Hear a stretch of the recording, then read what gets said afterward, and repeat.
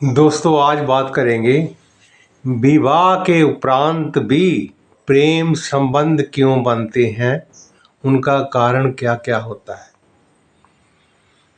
जिन लोगों के शादी के बाद संबंध खत्म ही नहीं होते, समाप्त ही नहीं होते, कोई ना कोई कहीं ना कहीं से कोई पंगा पड़ा रहता है। चाहे पति कितना भी सुंदर क्यों ना हो, चाहे पत्नी कितनी भी सुंदर क्यों ना हो, फिर भी उनके गैर संबंध बन ही जाते हैं। तो उसका कारण होता है शुक्र, चंद्रमा, राहु, मंगल, केतु। यानी कि ये मान लो सभी ग्रहों का जब विपरीत संगम बनता है, यानी कि उनकी जो जुति होती है अपोजिशन वाली होती है। जैसे सत्ताधारी और अपोजिशन वाले एक जगह पर बैठ नहीं सकते, तो बैठने का नाटक तो कर सकते लेकिन बैठ नहीं सकते। इसी तरह जब हमारी ग्रह स्थिति होती है तो ये किसी का कसूर नहीं होता, वैसा हो ही जाता है। शुक्र सूर्य का संबंध, मंगल राहु का संबंध, चंद्र मंगल का संबंध, चंद्र राहु का संबंध, ये विपरीत लोगों के साथ संबंध स्थापित करता है। दोस्तों संसार में कुछ भी उचित नहीं है, कोई भी अनुचित नहीं है।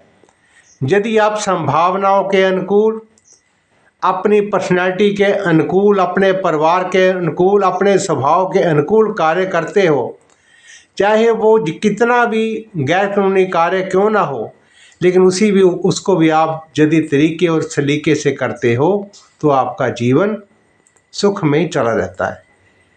मामला बिगड़ता कब है? जब हम अपना तरीका और सलीका बदलते हैं, लापरवाही करते हैं। खासकर एक बात का मैं ध्यान कराता हूँ कि हमारे जो है शास्त्र है, हमारा जो विधान है, उसने कहा है भजन भोजन नारी तीनों पर्दे के अधिकारी। प्रेम वो खुशबू आप उसको छुपा नहीं सकते हैं। कई बार होता क्या है, हम लोगों को दिखाने के लिए, अपनी टौर बनाने के लिए, अपनी हेंकड़ी जमाने के लिए अपना खुद ही कच्चा चिट्ठा खोल देते हैं। वो ही भविष्य में जा कर के हमारा हित होता है। जो आपका मित्र है उसी ने आगे जाकर के शत्रु बनना है।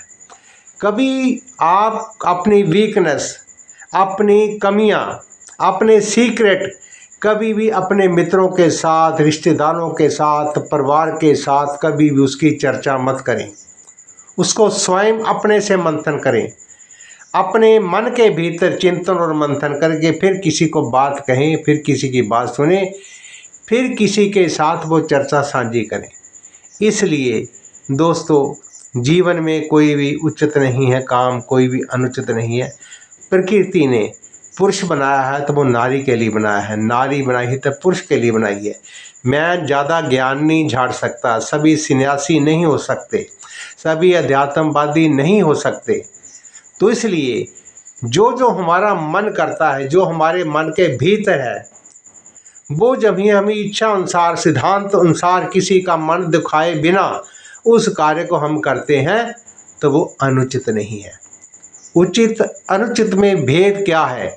अनुचित वो है कि जो आपका कार्य करने से सामने वाले व्यक्ति को तकलीफ हो, सामने वाले व्यक्ति को पीड़ा हो, सामने वाले व्यक्ति का मन दुखे।